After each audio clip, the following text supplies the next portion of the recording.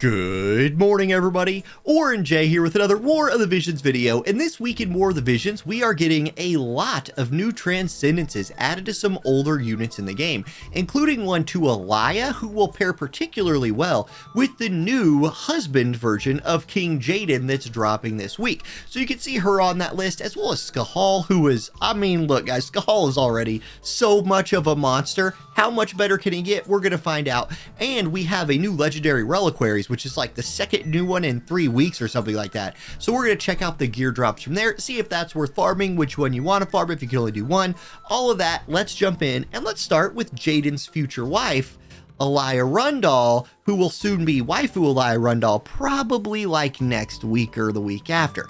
Anyway, here's what we're getting for her. Now, I want to mention something. If you go to just the current global version, disregard this master ability 2. She does not have that yet. In fact, I'll switch over. Notice this is all we have for Elia right now. She has the HP ice attack buff, reaction block rate 30, and then an increased chance to apply frostbite.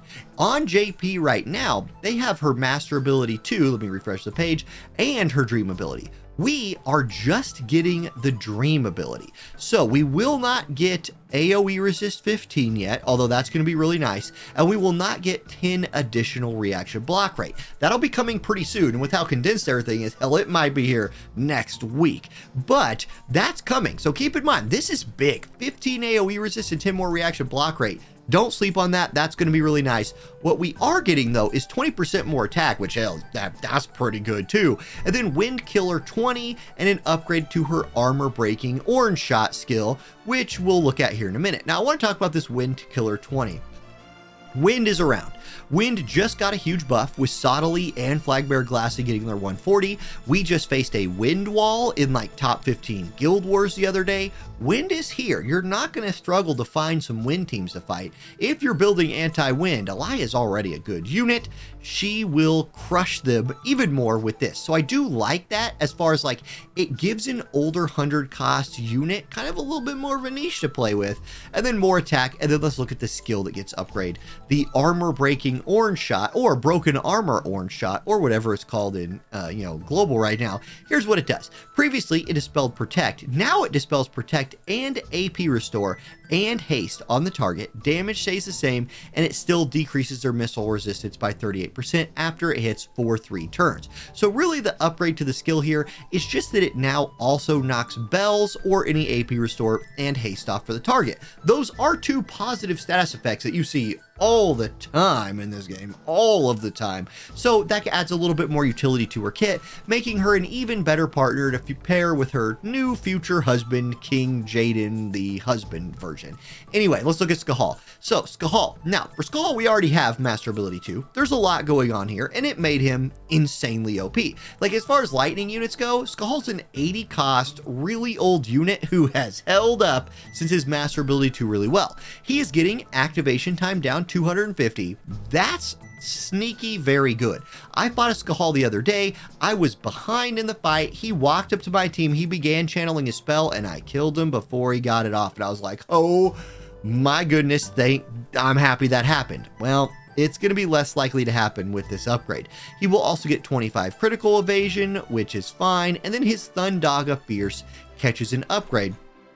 Let's go look at that. So previously, this was a 38% lightning debuff for targets that did 220% damage. It does all of that still. It still hits in the same big AoE from massively far away. It now also knocks 20 AP off the target. So just a little bit better. Like, is Skahal's upgrade insane? No, he already got his insane upgrade with master ability 2. He just needed to get a tiny bit better to kind of keep up with the pace of the game. He succeeds in that here. Skahal's still a monster. Moving on. Raldor, maybe one of the sneaky good units in the game. I have gotten a ton of play out of Raldor in his time. He's a fire pugilist unit. His dream ability is this. He's getting 15 more strike attack. He's getting 10% pierce, 10% missile resistance, and those are okay. And then his breaking barrier skill getting an upgrade. once again, breaking barriers. This is going to be his job level 25 move, which is typically where they go with these upgrades, but not all the time. Anyway, it still breaks physical barriers. It still does 200% modifier damage. It now decreases defense pin on the target by 40 and increases his defense by 45. So you can see the obvious implication of what this skill is supposed to do, right? Raldor, buff himself up, get in there, punch somebody with this, stacking his defense by 45 for one turn. And then against physical units, hopefully the thought is debuffing somebody's defense pin by 40 while giving himself 45 for one turn will try to get him another turn to maybe get all the way in there and drop one of his like more OP moves, like, you know, the human killer 50 AoE move here. Like, this kills people. Arm of Shura, or again, whatever it's called in global, I can't remember, just trucks. Like, this just destroys people. So he uses this to help him close the gap, gets in there and uses that to do insane damage, or he gets in there and, you know, uses 100% hit move, whatever. It's meant to help him survive a little bit. That's kind of the theme of his upgrade. Yes, he does catch a little bit more damage, but more resists. That defense penetration debuff, there you go. Raldor was good. He's just a little bit better now. I don't hate that upgrade. Okay, Glassy, one of the most slept on units of all time in War of the Visions, a unit that I've used a lot, not the best PvP unit, and I will agree that that's probably one of the reasons why she's so slept on in this game. But her TMR, like, yes, it's an armor, but look at this buff, man. 40% magic for your allies, and then magic penetration 20 for yourself. That's really pretty solid. Is it kind of outscaled by, you know, new husband Jaden's TMR? Yeah, it is, but it's really not bad. We already did have her master ability too. Her dream upgrade though is 15 slash resistance, 10 AoE resistance, and blue purge getting the upgrade. Slash, there was a time, and I've talked about this before, where slash attacking was like the whole meta of War of the Visions. Like Orlando, Engelbert, these slashing units were just out there wrecking everybody, and stacking slash resist was the way to go. That died off once stacking resist became more viable through gear and vision card options. However, with the resurgence of penetration, slash teams are not gone anymore. You see a lot of King Bradleys of the world, you know, Astrius, these Ferris, these slashing units. And so slash resistance isn't as bad as it was like a year ago somehow. AoE resist is always good though, man. I'll take that. That's 10 more. She's already got 20, so that's a lot of AoE resist for this girl. And then upgrade to skill Blue Purge. Let's look at that. Once again, it's her job level 25 move. It is a very long range, big AoE move. Again, sort of akin to what the upgraded new King Jaden's long AoE move is. It will now dispel all buffs, dispel haste, dispel physical damage up, dispel magical damage up, and still decreases CT while doing 220% modifier damage. Big damage right here. This is a good move. It's a very nice move. She's still not going to be a top tier PvP unit, but she's very usable and she's still going to be great in PvE chaining teams. Okay, Charisse is next. Now, Charisse is a unit that even in JP, they don't have a master ability 2 for her yet. So she has more upgrades coming at some point. We don't know what they are, but they will be here sooner than later. Her dream upgrade, she's going to get 20% more attack, 15 AP consumption down, slash resistance 10, I just talked about that, and then suppression radiation getting an upgrade. This is a unit that I've been slow building on my account for a while. Note that her upgrade is actually not to her job level 25 skill. It is instead to her square AoE skill. So now what does this skill do? 165% modifier damage. It already did that before. It decreases CT by 15 for the targets. Already did that. Decreases their range by 1. Already did that. Decreases their missile attack by 40. Already did that. Now it increases human killer for 30 for 3 turns when attacking with physical attacks for targets. So I believe how this works. Now, tell me if I'm wrong, somebody from JP, but how I read this is like this. She drops this AoE on some units. Then anybody hitting them for 3 turns has human killer 30 when they hit them. Is that right? That's what it sounds like to me. If so, that is a very powerful thing. Put her with some, you know, other wind physical DPS units, flag bearer Glassy, even somebody like Joom who hits pretty hard, and you have a nice little upgrade right there. Now, like I said, Charisse is not somebody who I have any experience playing at all. She is working her way up on my account day by day, hard quest by hard quest, etc. Still, I like that upgrade for her. More damage, less AP consumption, a little slash resist, and a nice upgrade to a skill. Okay, speaking of wind range units, Lorelei is getting an upgrade. Her dream upgrade is 20 defense pin, 30 reaction block rate, and Retsuya's secret, the skill getting upgrade. I'm not going to spend a ton of time on Lorelei, but it's her support ability that gets upgraded.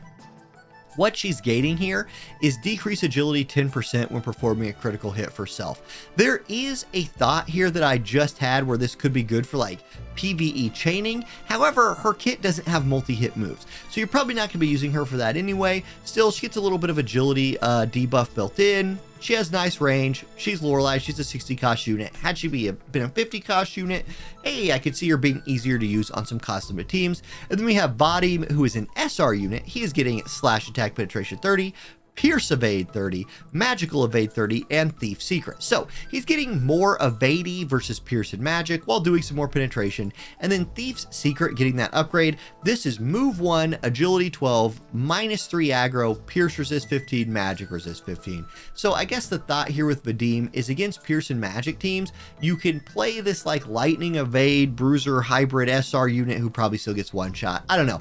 I'm not a huge Vadim fan. I don't know that it's a cool upgrade. It's a cool upgrade, and if you can make it work, you're cool. How about I just stay positive and say that? Now, let's talk about the new legendary reliquaries weapons. We've got the Rune Axe and the Dragon's Beard. Rune Axe is a 208 attack axe with 123 magic and 5 crit hit rate. You can see the equipable jobs right here. So you have the axe jobs and slime. Then here's what this does. This is really good. Increase damage by skills by 40%. But they will also cost half of the AP cost in TP. So you're going to be draining your TP as you use this axe, which could be a negative thing if you like needed TP for like a fight 2 in Guild Wars or something like that. Or if you have a very small TP pool that maybe you burn through with buffing, you're not going to be able to do a lot of skills in the fight because you're going to run out of TP before you're going to have AP. You see what I'm saying there? But it's a 40% upgrade to your skills damage. That's nuts. That's so good. It also has 20 slash attack and AP consumption down 20, which there's an interesting synergy thought I have with, you know, a weapon that costs TP to you giving you AP consumption down, unless if this AP consumption down reduces what this 50% number is, which in turn reduces the TP cost, it's even better than I was thinking it was. Still, this is a very good axe. I think if you're going to farm one of these and you have an axe DPS unit you wanted to use, boom, worth it. This will be worth building. Then the spear, the Dragon Beard. This one's different. So first of all, 172 attack, 172 magic with 20 accuracy and 5 crit. Instantly you could think, hey, this is good for King Jaden or any other magic spear based unit, and it's good as a physical unit as well. This will give you AoE resist 10 debuff if the targets are under 60% HP. So it is a weapon that has built-in AoE resist debuffing on it, but there's a conditional attached to that, and I don't love the conditional. It does though give pierce attack 20 and accuracy 20, both of which are really good. So it is a generically very good spear. And if you just lack a bunch of spears on your account, but you can farm out legendary reliquaries and get this one, and you just want to like no thought process slap a good spear on a unit, here you go. You do have access to a good one right here, and that's what we're getting this week in terms of upgrades and new gear that's not related to the husband Jaden. Okay guys, thank you so much for watching. I am back to school this week, and my voice is already like, I've just been at work. We didn't have kids today. It's just been me at work. My voice is like, I'm feeling it. It's going away. I'm going to have to earn back my teach all day, then stream and content create at night voice. Oh boy, looking forward to being very hoarse this week. So tune in Wednesday when I'm live again for the first time in like a week and a half to listen to me struggle live. It'll be great. I'll be there with everybody, pulling for Jaden, maybe doing legendary reliquaries or doing Earth selection quest on the alt. Yeah, I'm telling y'all, like, I know this is not what this video is about. Playing an alt in this game has been such a good experience. Like, there are days where I could be playing like Baldur's Gate 3 or working on Earth selection quests on my alt, and maybe it's because I'm like so invested in War of the Visions, but a lot of the days I'm like, man, I wish my like Earth selection quest team would hurry up and like gain experience so I could. I'm just saying, it's fun. It's been a lot of fun, and that's why, like, I'm on that account right here. You'll see I've already up to like rank 104. I have 90,000 viz, 90k viz, because I'm only pulling stuff that's like good for the account. It's just a lot of fun. I got Etra on the home screen. She's all scared of stuff. I'm out of here. Have a good one, everybody. Peace.